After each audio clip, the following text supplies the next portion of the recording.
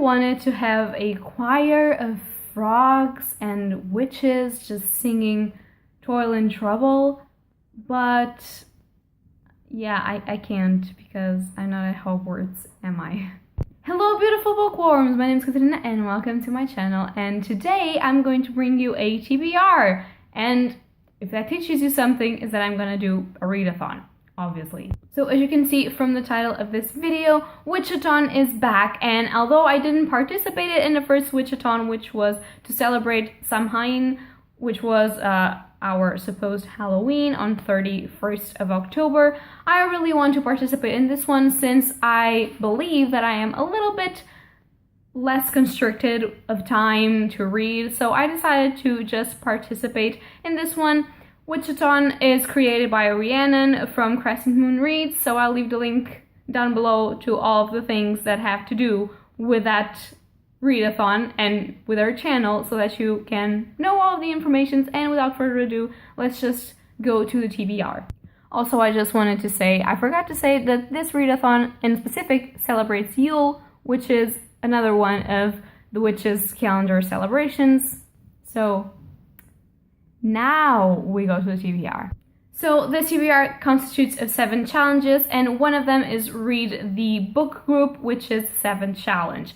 Unfortunately, I don't believe that I'll be doing that one because the group book is The Bear and the Nightingale by Catherine Harden, I believe, and I don't really have that book, and I'm not very particularly interested in picking it up right now, so I'm not going to do it just for the sake of the readathon, especially because I don't believe that I'll be able to read 7 books throughout the entire time that this is taking place, which is from the 14th of December to the 21st of December, which is the date of the Yule celebration for the pagan calendar. So that's a challenge that I'm not going to do, and you are all warned already. So for the other challenges, let's start from the beginning.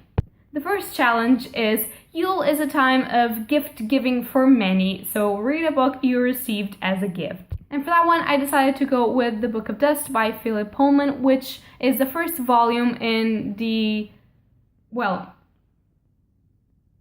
first volume is called La Belle Sauvage, actually, and all of the supposed new trilogy is called Book of Dust. So I failed. So as I'm saying, I'm going to read La Belle Sauvage, which is the first volume in the new Book of Dust trilogy, which takes place before his Dark Materials trilogy, which is one of my favorite trilogies of all time, which I read when I was really, really small because that is a middle grade trilogy, although some of the religion aspects of the thing were really controversial and complicated for a child to understand, but I really adored it nonetheless, and I already reread it many, many times, and I love that trilogy. So I decided to read this one, firstly because it was gifted to me by my boyfriend, and second of all because it has that middle grade sort of feel that you want to feel when you're going to Yule, or more precisely when you are in winter, because you really absolutely want to feel like a child again because Christmas and stuff and whatever, so you get my point.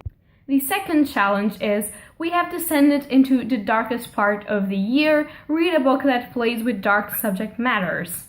And for that one, I chose Bird Box by Josh Malerman. This one is one that I really have to pick up and read because there's supposedly going to be a movie that's going to come out, I believe, in January, or if not in January, it is in 2019, I think. So I really want to get going with this because I want to watch the movie because it has a beautiful, amazing cast of actors that are going to play some of the main characters, and this appears to deal with some darkness.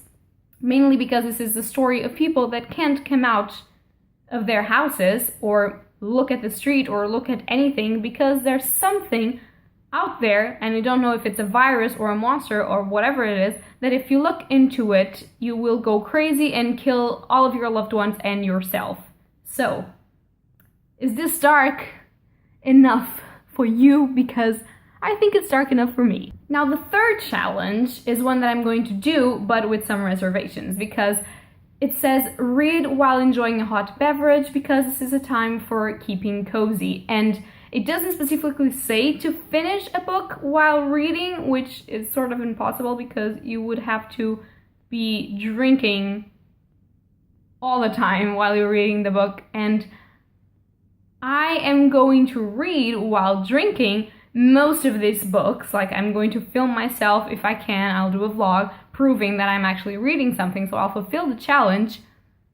But I'm not going to pick a specific book for that challenge because I do believe that it's not very practical, and although I'll have a little bit more time, I will still have stuff to do, so you know the drill.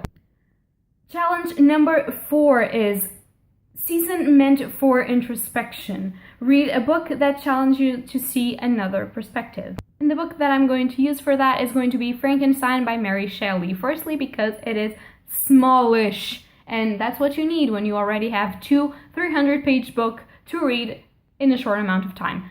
Second of all, because I have seen the recent movie about Mary Shelley's life, and basically the perspective of the monster here in this book is supposed to be the perspective of women that had to live in the time that Mary Shelley had to leave, and how they felt like being treated by men. And obviously, I am still a woman and I still feel the societal differences between men and women, but not in the same way that they actually felt. So I think it's going to be an interesting perspective for me to feel, and also the personal relationship dynamics between Frankenstein and his wife and his monster. I think that they are very interesting and very analytical in a way, so I really want to pick this up and analyze it really thoroughly. So yeah, it's going to be interesting. And now I decided to combine the 5th and the 6th challenge of the readathon.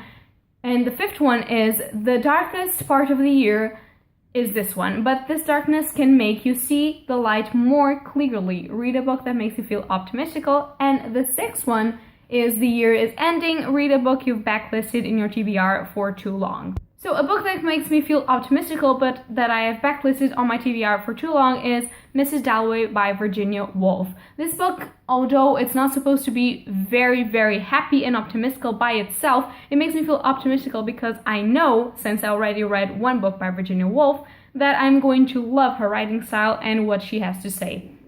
She's a very feminist writer, she's very analytical, she points many different points of view that should be addressed and that people should be concerned about, and the story in itself sounds really, really interesting and sounds like something that I would like to read. Even so, because this one is a very, very known classic, and a classic that my mom gave me and that is sitting on my shelf for almost a year or more. So I really should get going with it. So this is going to be my TBR for the 2nd round of the Witchathon. Thank you, Rhiannon, for creating this readathon, and I'm really happy for participating in this 2nd round. So I hope that you guys participate too. And if you do, please tell me what books you're going to read or what challenges you're going to make. And yeah, guys, that is all for today, and happy readings to you all.